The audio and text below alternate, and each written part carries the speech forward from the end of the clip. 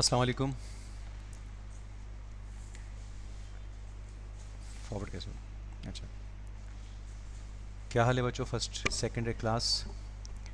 भाई माज़रत, असल में मसला ये है कि कुछ ऐसे हालात पैदा हो गए कि जिसकी वजह से जो है वो कुछ लेक्चर्स को जो है वो ऑडियो रिकॉर्ड करके जो है वो भेजा जा रहा है। अभी जूम का भी जो है वो तरीक़ाकार थोड़ा सा जो है वो मौजूद नहीं है। चले, ये फेज़ भी निकल जाएगा इंशाल्लाह ताला, अल्लाह ताला बेहतर करेगा। ठीक है, तो हमें थोड़ी बहुत डेफिनेटली आदत कुछ पता होनी चाहिए कि भाई रिकॉर्डेड लेक्चर्स भी जो है वो सुने जाते हैं। ठीक है, तो यूट्यूब पे तो आप लोग देखते ही रहते हैं, तो आज आप अपने डॉक्टर नासिर का भी लेक्चर जो है वो यूट्यूब पे जो है रिकॉर्डेड लेक्चर जो है वो सुन लेंगे। ठीक है, अच्छा भाई, टॉपिक तो बहुत ही ज़बरदस्त है और आपको मालूम ही है कि एंडोक्राइनोलॉजी से रिलेटेड है। तो जीआईटी मॉड्यूल में आज का जो टॉपिक है वो बेसिकली जीआईटी हार्मोन्स है। ठीक है, हार्मोन्स हैं क्या? Hormones are basically chemical messengers जो कि बॉडी में जो है वो मुख्तलिफ़ किस्म के मैसेजेस जो है वो लेकर जो है वो जाते हैं। ठीक है, और उसमें न्यूरोट्रांसमीटर्स हैं, हार्मोन्स हैं। ठीक है, मुख्तलिफ़ किस्म के और कुछ केमिकल्स हैं। ठीक है ना, प्रोस्टाग्लैंडिन्स हैं, इकोसोनॉइड्स हैं। ठीक है, तो मुख्तलिफ़ किस्म की चीज़ें हैं जो कि आपकी बॉडी में आपके मैसेजेस को लेकर जाती हैं। अच्छा, मैसेज कैसे जाता है? अगर तुम लोग को याद होगा तो फर्स्ट मैसेंजर सिस्टम होता है जिसमें हार्मोन रिसेप्टर का कॉम्प्लेक्स बनता है। फिर वो हार्मोन रिसेप्टर का कॉम्प्लेक्स जो है वो मुख्तलिफ़ डिफरेंट कंडीशंस में, जिसको हम सिग्नल ट्रांसडक्शन कहते हैं, उसके ज़रिए वो चाहे जी प्रोटीन को एक्टिवेट करता है या इंजाइमेटिक एक्टिविटी होती है। ठीक है ना, उसके ज़रिए जो है वो तमाम जो भी प्रोसेस होते हैं सेल के अंदर वो करता है और उसके बाद वो जाके उसका टारगेट के ऊपर जो है वो इफ़ेक्ट होता है। ठीक है, तो आज का जो हमारा बेसिकली मौजू है वो जीआईटी हार्मोन्स के हवाले से ये है कि हमारी जो गैस्ट्रो इंटेस्टाइनल ट्रैक्ट है उसमें जितने भी हार्मोन्स प्रोड्यूस होते हैं वो हमारी जीआईटी की एक्टिविटी को कैसे बेसिकली जो है वो अफेक्ट करते हैं। ठीक है, तो वैसे तो बहुत सारे हार्मोन्स हैं जीआईटी के अंदर, लेकिन उनमें से चंद बड़े कुछ इंपॉर्टेंट हैं जिनके बारे में आपका जानना, जो कि आपकी ऑस्पी में भी आते हैं। थ्योरी के अंदर तो आपको पता ही है कि सभी कुछ पढ़ के जाना होता है, लेकिन ऑस्पी के हवाले से ये होता है कि जो बड़े बड़े आपके इंपॉर्टेंट हार्मोन्स हैं आप उनको ज़रा ज़्यादा पढ़ के जाते हैं और उनसे आपसे पूछा भी जाता है। ठीक है, लेकिन आज क्योंकि लेक्चर है और पूरा एक चैप्टर है, लिहाजा इसको आज हम थोड़ा सा तफसील के साथ पढ़ेंगे। ठीक है, तो बेसिकली स्टार्ट करते हैं। सबसे पहले तो वही जो तरीका होता है कि लर्निंग ऑब्जेक्टिव्स होते हैं। ठीक है, या ये तुम सब लोग देखना यार, ठीक है ना, कि क्या क्या होते हैं। ज़्यादा मैं तो डेफिनेटली तमाम चीज़ें ही पढ़ाऊँगा। ठीक है, तो कौन कौन से हार्मोन्स हैं। ठीक है, अच्छा तुम्हें याद होगा जब हम लोग एंडोक्राइनोलॉजी जब हम लोग पढ़ते हैं तो उसके अंदर हार्मोन को पढ़ने का तरीका ये होता है कि हार्मोन की बेसिकली पहले ये देखते हैं कि वो कहाँ से सिक्रीट होता है, कौन सा ऑर्गन है जहाँ से वो सिक्रीट होता है, कौन से सेल्स हैं जो वो सिक्रीट करते हैं। ठीक है, नंबर टू पे उसका मैकेनिज़्म ऑफ एक्शन कैसे होता है। मतलब यह है कि वो सेल के रिसेप्टर पे जाके बैठता है या सेल में के साइटोप्लाज्म में चला जाता है या सेल के न्यूक्लियस के अंदर चला जाता है, तो उसका मैकेनिज़्म ऑफ एक्शन क्या है। ठीक है, अच्छा दो टाइप के हम लोग हार्मोन पढ़ते आते हैं। ठीक है ना, या तो स्टेरॉयड फॉर्म के होते हैं या प्रोटीन फॉर्म के होते हैं, है ना, जिसमें जैसे प्रोटीन की जैसे, या फिर एक दो कुछ हार्मोन्स हैं जिसमें आपका ख़ास अमाइनो एसिड टायरोसिन आता है। ठीक है, तो प्रोटीन हार्मोन्स का क्या तरीक़ाकार है। ठीक है ना, स्टेरॉयड का क्या तरीक़ाकार है, वो मतलब किस तरह से जाके अपना एक्शन करते हैं। ठीक है, मतलब वाटर सॉल्युबल हैं या वाटर इनसॉल्युबल हैं। ठीक है, तो ये तमाम बातें हम लोग डेफिनेटली डिस्कस करते हैं। ठीक है, और फिर उसका जो है वो इफ़ेक्ट क्या आता है। ठीक है, कि उसका इफ़ेक्ट जो है वो क्या होगा। ठीक है, उस हार्मोन के प्रोडक्शंस के जो है वो असरात क्या होते हैं। ठीक है, और आखिर में फिर ये आता है बेटे कि उसकी अगर सिक्रीशन ज़्यादा हो जाए तो क्या होगा और उसकी सिक्रीशन अगर कम हो जाए तो क्या होगा, जिसको हम कहते हैं ना हाइपर में क्या होगा और हाइपो में क्या होगा।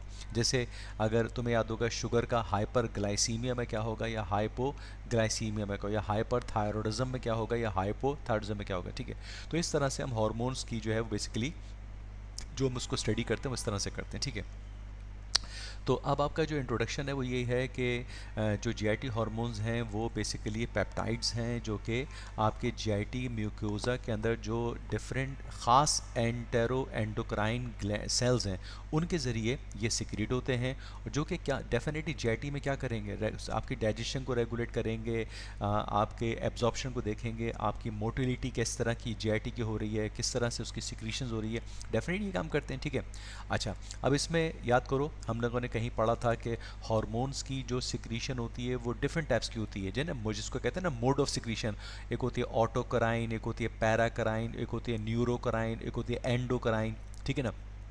तो उसमें मुख्तलिफ़ किस्म की सिक्रीशंस होती हैं, जिसमें हमारे जो जीआईटी हार्मोन्स हैं वो बेसिकली पैराक्राइंस या न्यूरोक्राइन की सिक्रीशन की तरह का। पैराक्राइन क्या होता है? पैराक्राइन का मतलब होता है यानी सेल जो होगा वो साथ वाले सेल को जो होगा वो अपने हार्मोन की सिक्रीशन जो है प्रोवाइड करेगा, ठीक है।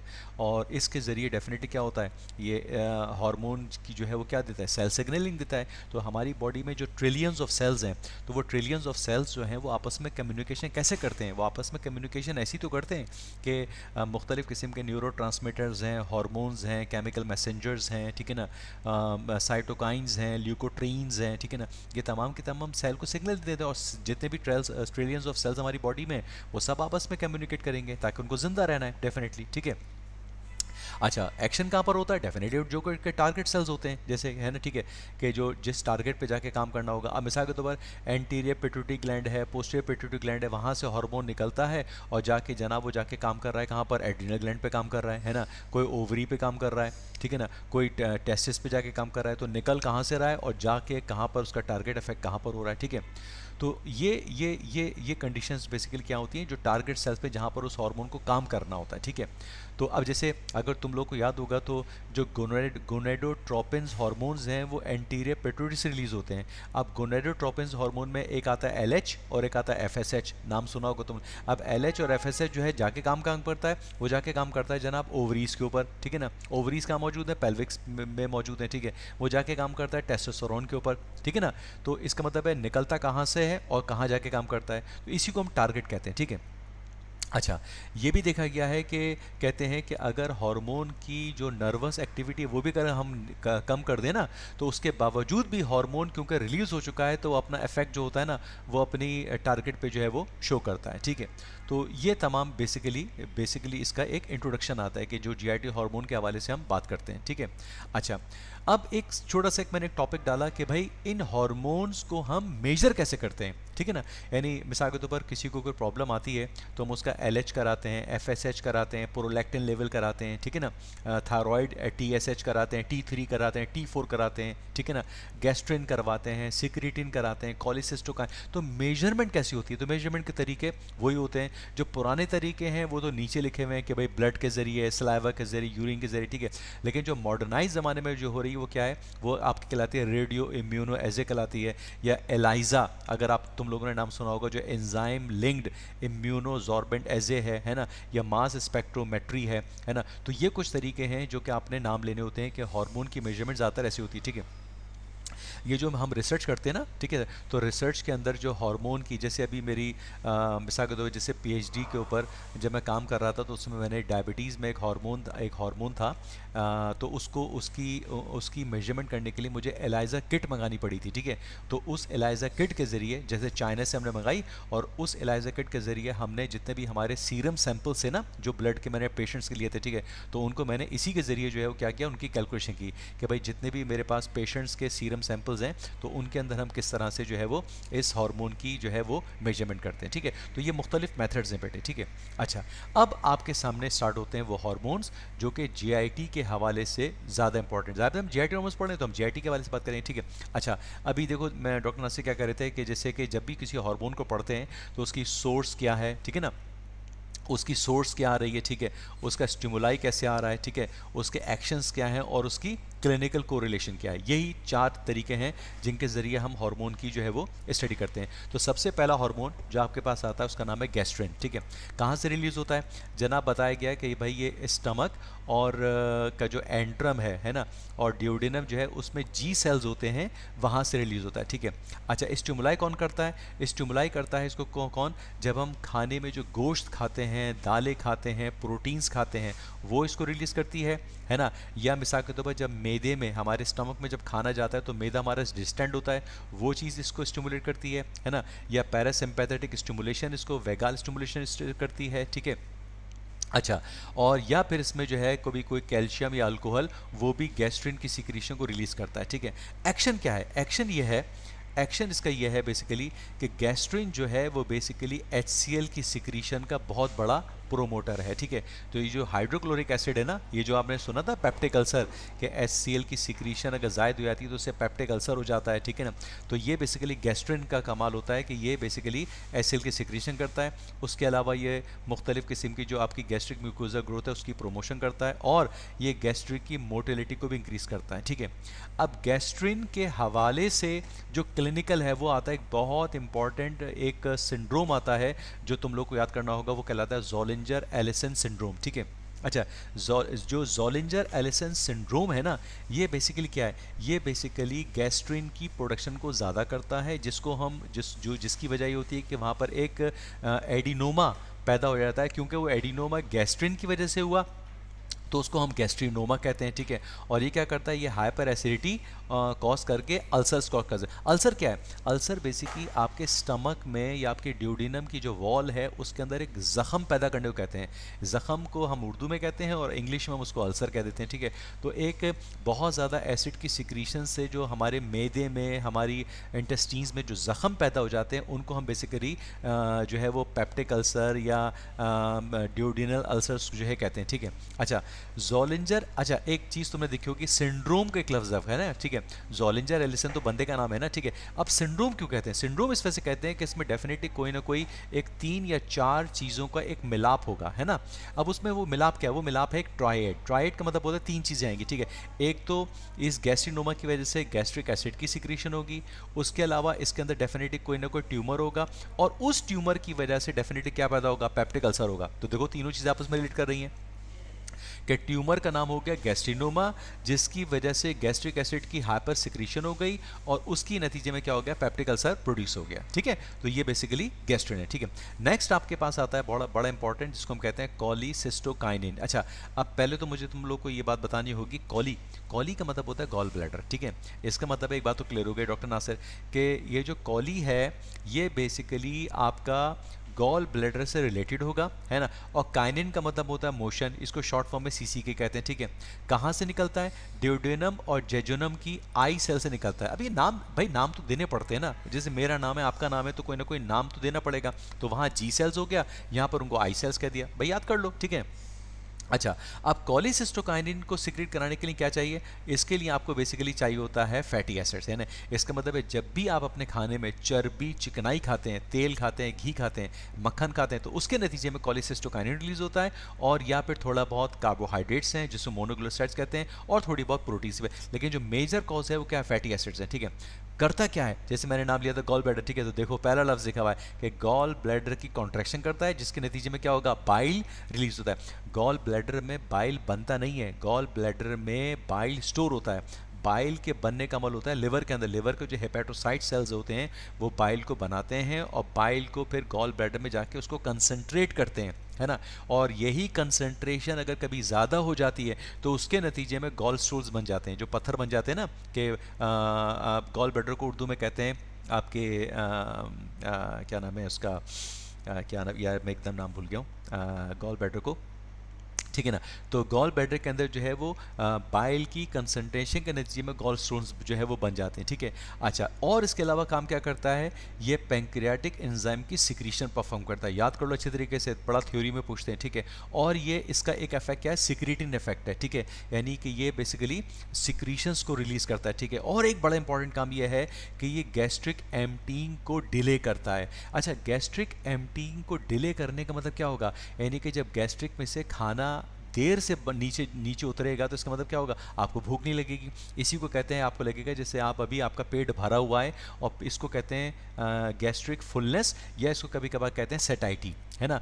तो क्या क्या हो गए? गॉल ब्लैडर की कॉन्ट्रैक्शन करी, बाइल रिलीज किया, पैंक्रियाटिक एंजाइम की सिक्रीशन करी, ठीक है ना, सिक्रीटिंग इफेक्ट आया, और गैस्ट्रिक एम्पटिंग को डिले करता है, ठीक है। और आपको मालूम है कि इसकी डेफिशिएंसी के नतीजे में क्या होगा? डेफिनेटली आपकी फैट की डाइजेशन नहीं होगी, और उसके नतीजे में गॉल स्टोन्स बनते हैं। तो ये कॉलीसिस्टोकाइनिन का सबसे इंपॉर्टेंट जो है वो रोल आपके सामने ये मौजूद है, ठीक है। नेक्स्ट आपके पास आता है सिक्रीटिन। अच्छा, अब नाम ही बता रहा है सिक्रीटिन। सिक्रीटिन का मतलब होता है ये मुख्तलिफ किस्म की सिक्रीशंस है ना, यानी कॉपियस अमाउंट के अंदर सिक्रीशंस को जो है वो रिलीज़ करता है, ठीक है। कौन से रिलीज़ करते हैं, ये बताते हैं कि वही ड्यूडेनम और जेजुनम का प्रॉक्सिमल पार्ट और उसके एस सेल्स आ गए, ठीक है ना। तो एक हो गया जी सेल्स, एक हो गया आई सेल्स और एक हो गया एस सेल्स, ठीक है। अच्छा, कब रिलीज़ होता है, ये जब रिलीज़ होता है कि जब आपके ड्यूडेनम के अंदर जो काइम पहुंचता है ना, काइम है ना, एसिडिक काइम, ठीक है, जिसकी पीएच जो है वो 4.5 से लेस हो जाती है। नॉर्मल पीएच 7.3 होती है, ठीक है ना, 7 पॉइंट, तो ये देखो कितनी 4.5 होकर काफ़ी ज़्यादा पीएच नीचे गिर गई है, ठीक है। या फिर आपकी बॉडी में फैटी एसिड जाएंगे तो उसके नतीजे में सिगरेट रिलीज होगा। क्या करता है ये, रिलीज़ करता है क्या, बाइकार्बोनेट रिच पैंक्रियाटिक जूस, है ना, यानी कि आपका जो पैंक्रियाटिक जूस है उसमें जो बाइकार्बोनेट है ना उसकी सिक्रीशन बहुत ज़्यादा होती है। उसके अलावा ये जो है वो बिलियरी बाइकार्बोनेट सिक्रीशन में करता है, और ये जो है वो गैस्ट्रिक एसिड की सिक्रीशन और एम्पटिंग को भी ये इनहिबिट करता है। वही जो पीछे भी आता है कि एम्पटिंग को डिले करता है, ठीक है ना, वो काम ये भी करता है, ठीक है। तो इसके नतीजे में बेसिकली क्या होगा कि आपकी बॉडी में अच्छा, बाइकार्बोनेट क्या होता है, अल्कलाइन होता है ना, इसका मतलब है एसिडिक काइम को न्यूट्रलाइज करने के लिए इसकी ज़रूरत पड़ती है, क्योंकि एसिडिक काइम तो गैस्ट्रिक से आया है ना। जैसे ही एसिडिक काइम ड्यूडेनम के अंदर आएगा तो उसको हमें न्यूट्रलाइज करना है, तो न्यूट्रलाइज कौन करेगा, अल्कलाइन लेकर आऊँ, तो ये बेसिकली अल्कलाइन सिक्रीशन जो है वो सबसे ज़्यादा होती है, ठीक है। अच्छा, इसके लिए बेसिकली क्या करते हैं, इसके लिए हम कभी कभार जो है वो जैसे पेंक्रियास की एक्सोक्राइन फंक्शन देखने के लिए हम, बड़ा मशहूर है, सिक्रीटनी टेस्ट भी करा देते हैं, ठीक है ना, कि भाई सिक्रीटिन जो है वो कितना ज़्यादा रिलीज़ हो रहा है, ठीक है। चौथे नंबर पे जो हार्मोन आता है वो बड़ा एक और बहुत इंपॉर्टेंट एक और हार्मोन आया है जो कि ग्लूकोज डिपेंडेंट इंसुलिनोट्रोपिक पेप्टाइड कहलाता है, जिसको हम सिंपली गैस्ट्रिक इनहिबिटरी पेप्टाइड भी कहते हैं, ठीक है। अब पता नहीं हमारे सेकेंडरी के बच्चों को कुछ इस बात में दिलचस्पी है कि नहीं आजकल, है ना, आजकल बड़ा फैशन चल रहा है कि जितने भी जिनका BMI 30 से ज़्यादा है या जिनका वेट रिडक्शन नहीं हो रहा है ना, तो वो आजकल जो है वो GLP-1 एगोनिस्ट दवाएं इस्तेमाल कर रहे हैं। उसमें आपका जो है क्या नाम है, ओजम्पिक और मुंजारो और टर्जिपेटाइड और सीमाग्लूटाइड, है ना, इनके इंजेक्शंस भी आ गए हैं, अब तो ओरल भी आ गई है, ठीक है। तो ये दवाइयाँ इस्तेमाल करके और आप देखें तो वो उन्होंने बड़ा ज़बरदस्त किस्म का वेट रिडक्शन जो है परफॉर्म किया है ना, ठीक है ना। लेकिन ये दवाएं ऐसे नहीं ली जाती हैं कि जिससे कि आपने ले ली, इसके लिए बाकायदा एक एंडोक्राइनोलॉजिस्ट से आपको जो है वो लेना पड़ता है, और जिनका BMI 30 से ज़्यादा होता है, 110 kg वज़न हो रहा है, ठीक है। और जो मॉडल्स वगैरह हैं वो तो ठीक है भाई, वो ज़्यादातर अपने अपने डॉक्टर से कंसल्ट होते हैं, ठीक है। तो बहुत सारे लोगों ने ये काम किया, जो अब आपको नज़र आते हैं ना कि यार ये तो बड़ा ज़बरदस्त है वेट रिडक्शन किया, यानी तकरीबन 15-20 kg वज़न जो लॉस कर रहे हैं, उसमें ये बेसिकली हार्मोन आता है जिसका नाम है ये GIP, गैस्ट्रिक इनहिबिटरी। भाई देखो नाम क्या बता रहा है, नाम बता रहा है ना कि गैस्ट्रिक को इनहिबिटरी करेगा, इसका मतलब है गैस्ट्रिक इनहिबिटरी का मतलब है गैस्ट्रिक खाली नहीं होगा, और जब गैस्ट्रिक खाली नहीं होगा तो इसका मतलब है स्टमक में खाना पड़ा रहेगा तो भूख कहाँ लगेगी आपको, ठीक है ना। और यही कहलाता है कि इसको कहते हैं कि ये क्या करता है, ये गैस्ट्रिक की एम्पटिंग को डिले कर देता है, जिसकी वजह से आपको भूख नहीं लगती है। आपका हाइपोथैलेमस जो है ना वो सेटाइटी शो करता है। सेटाइटी का मतलब क्या होता है, स्टमक की फुलनेस, है ना। तो जब भूख नहीं लगेगी तो खाना नहीं खाओगे तो वजन कम होगा, ठीक है। तो यही तो काम करता है। तो ये है बेसिकली आपका GIP का जो फंक्शन है, ठीक है। तो के सेल्स, तो कौन से सेल्स हैं, के सेल्स आ गए भाई, यहाँ पर के सेल्स आ गए, तो जी सेल्स आए, आई सेल्स आए, एस सेल्स आए, के सेल्स आ गए, ट्यूडिनम प्रोक्सिमल, ठीक है। और किससे निकलता है, देखो ओरल ग्लूकोज आ गया ना, है ना, कि जब भी आप कार्बोहाइड्रेट खाते हैं, फैटी एसिड्स खाते हैं हमारे, इसका मतलब है खाने में जो भी चीज़ आ रही है, चाहे वो कार्बोहाइड्रेट हो, प्रोटीन हो, उसके नतीजे में GIP आएगा, ठीक है। कौन सा इफेक्ट है, ये देखो इफेक्ट है बड़ा ज़बरदस्त, ठीक है। इसको कहते हैं इंक्रीटिन इफेक्ट, कि whenever there is a secretion of insulin, है ना, इंसुलिन की सिक्रीशन को बेसिकली इंक्रीटिन इफेक्ट करते हैं। तो यही करता है तुम्हारा GIP, और यही करता है तुम्हारा भी जो मैं आगे पढ़ाने वाला हूँ GLP, जो GLP-1 एगोनिस्ट है ना, ग्लूकागॉन लाइक पेप्टाइड, है ना, ठीक है ना। तो वो जो तो वो और ये जो गैस्ट्रिक इनहिबिटरी पेप्टाइड है ये, है ना। और क्या करते हैं, देखो लिखा हुआ है mildly inhibit gastric acid secretion and motility, यानी उसकी मोटिलिटी को कम करता है, जब भी तो नाम है इनहिबिटरी पेप्टाइड कि उसको इनहिबिशन करता है, ठीक है। और क्या एक्सप्लेन करता है कि जो higher insulin response to oral glucose then IV glucose, ठीक है। यही वजह है कि ओरल ग्लूकोज के मुकाबले में ये ज़्यादा अच्छा रिस्पांस देता है as compare to IV glucose, ठीक है। तो ये इसका एक थोड़ा सा क्लिनिकल कोरिलेशन बताया, ठीक है। चौथे नंबर पे 5वें नंबर पे आपके पास आएगा मोटिलिन। अब नाम बता रहा है मोटिलिन का मतलब मोशन करेगा, ठीक है ना। तो ड्यूडेनम और जेजुनम के M सेल्स होते हैं जो कि मोशन को, आपकी मोटिलिटी को करवाते हैं, ठीक है। अरे भाई जो तुम एक दवाई लेते हो मोटिलियम, वो मोटिलियम क्या करती है, वो मोटिलियम मोटिलियम का नाम ही इसी से निकला है। मोटिलियम जो है वो आपकी गैस्ट्रिक की मोटिलिटी को बढ़ाती है ना। और गैस्ट्रिक की मोटिलिटी को बढ़ाने से क्या होगा कि आप क्यों लेते हैं मोटिलियम? आप लेते हैं कि भाई नोजिया हो रही है, वोमिटिंग हो रही है ना, यानी मुझे जो है वो थोड़ा सा एक नोजिएटिंग फीलिंग या वोमिटिंग की वजह से, तो आप मोटिलियम लेते हैं तो वो क्या करेगी, जीआईटी की एक्टिविटी को बढ़ाएगी। तो वो जो एंटी पैरिस्टाल्टिक वेव चलती है उसको क्या करेगी, उसको प्रो पैरिस्टाल्टिक वेव में कन्वर्ट कर देती है ना, ठीक है ना।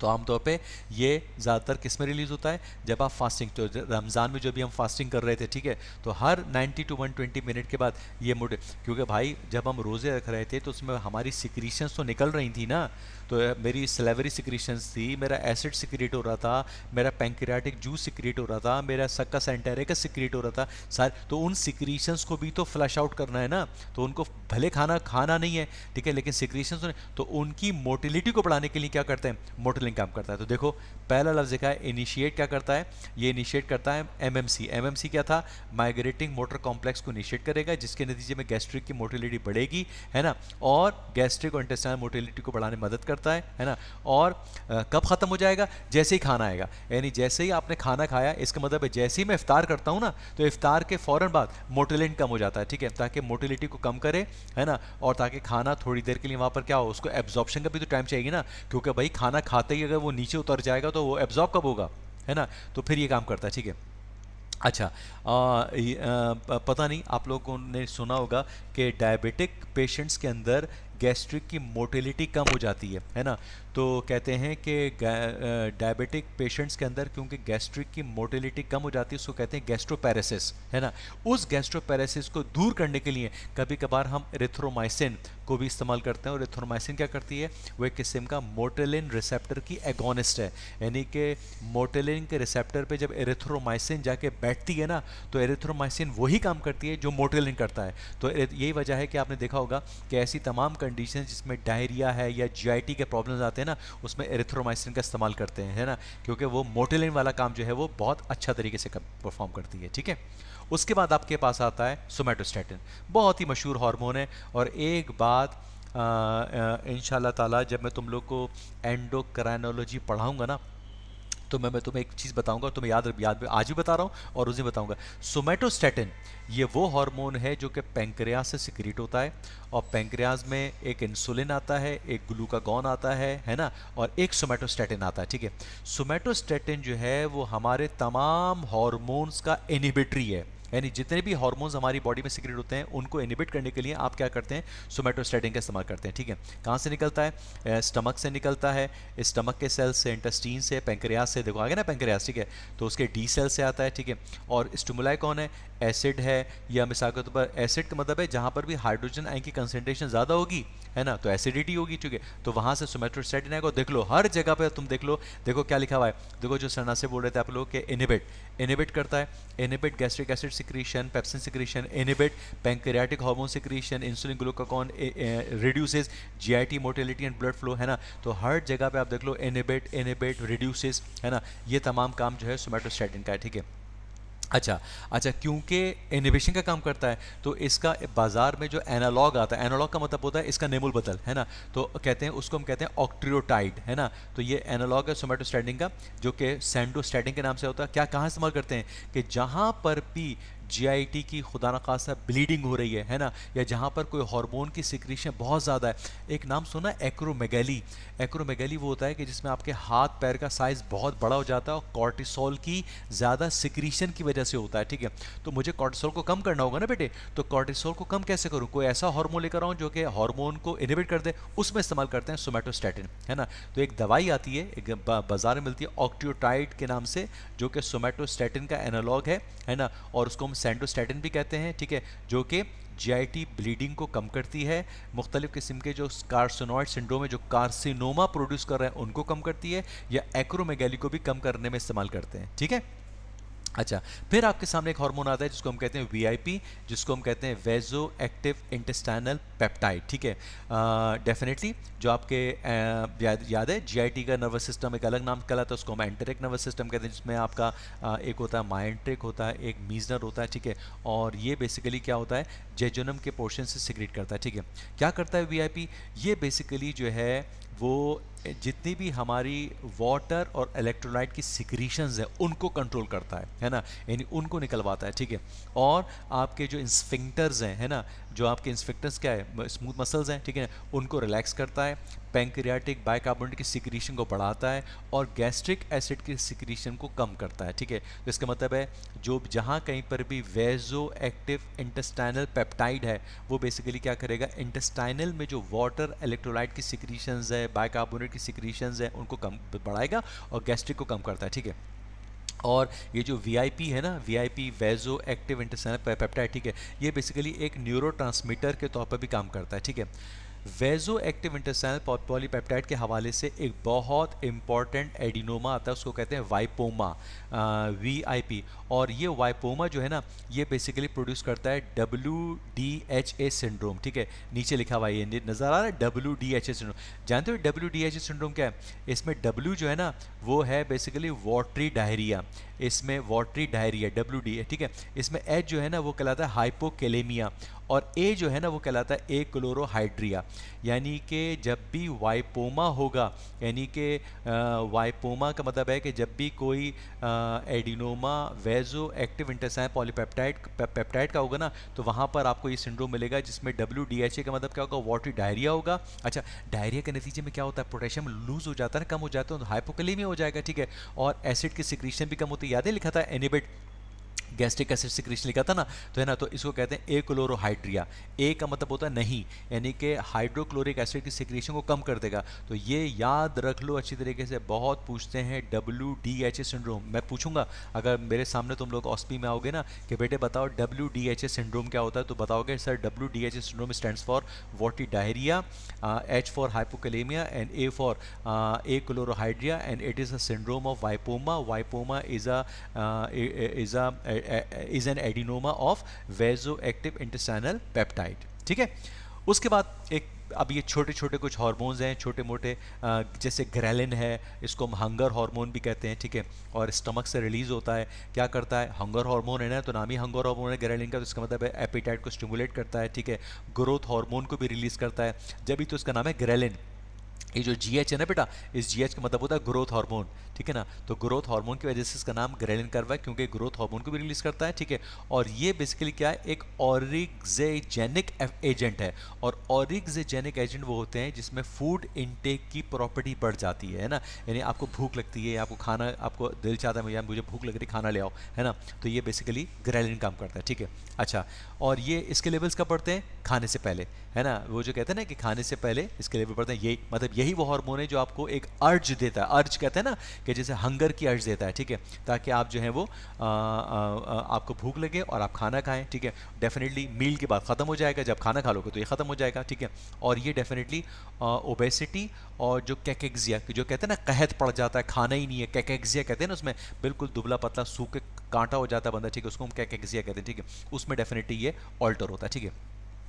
एक छोटा सा हार्मोन है पेप्टाइड, उसको हम पेप्टाइड PYY कहते हैं, ठीक है। ये भी एलियम कोलोन से निकलता है। ये थोड़ा सा क्या करता है, ये गैस्ट्रिक की मोटिलिटी और पैंक्रियाटिक सिक्रीशन को इनहिबिट करता है और डेफिनेटली गैस्ट्रिक एम्पटिंग को डिले करता है। अच्छा, गैस्ट्रिक एम्पटिंग को जो भी डिले करेगा वो डेफिनेटली सेटाइटी को प्रोमोट करेगा। सेटाइटी का मतलब क्या था, मैंने बताया था पीछे, है ना, फुलनेस ऑफ स्टमक, है ना, यानी आपको एक फील होता है कि मेरा पेट भरा हुआ है, ठीक है, यानी मुझे अभी खाने की ज़रूरत नहीं है। तो ये पेप्टाइड YY का भी जुकाम है, ठीक है।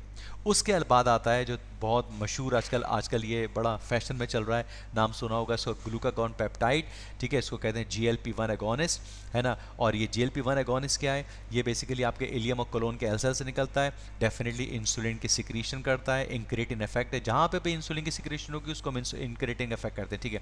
और देख लो ये आ गया, गैस्ट्रिक एम्पटिंग को इनहिबिट करता है और सेटाइटी को प्रोमोट करता है। जब भी तो आप खाना नहीं खाते हैं, तो जब भी आप ये जो इंजेक्शन लगवाते हैं ना, ओजेम्पिक के, मोन्जारो के, ठीक है ना, सीमाग्लूटाइड के, वो क्या करता है, ये इंजेक्शन आपकी बॉडी में आपकी गैस्ट्रिक एम्पटिंग को डिले करते हैं, आपकी सेटाइटी को बढ़ाते हैं और आपकी इंसुलिन सिक्रीशन को बढ़ाते हैं, जिसके नतीजे में आपकी डायबिटीज़ भी कम होती है और आपकी ओबेसिटी भी कम होती है, ठीक है। लेकिन कब देते हैं, इसको देने का अमल बेटा ये होता है कि वो लोग जिनकी ओबेसिटी कंट्रोल नहीं हो रही, जिनका बीएमआई 30 से, नॉर्मल बीएमआई 24.4 होता है भाई, ठीक है, 30 बीएमआई हो गया, यानी इस बंदे का वजन जा रहा होगा तकरीबन 100 किलो 110 किलो, ठीक है। नॉर्मल एडल्ट ह्यूमन बीइंग का वजन होता है 70 केजी, तो तकरीबन 30 केजी वजन उसका बढ़ा हुआ है। वो बेचारा 30 केजी वजन कहाँ से कम करेगा, तो उसको ज़्यादा बेहतर अल्टीमेटली, और उसको डायबिटीज़ भी हुई है, तो फिर उसको हम लगाते हैं क्या, GLP-1 एगोनिस्ट, जिसको हम कहते हैं ग्लूकागॉन पेप्टाइड।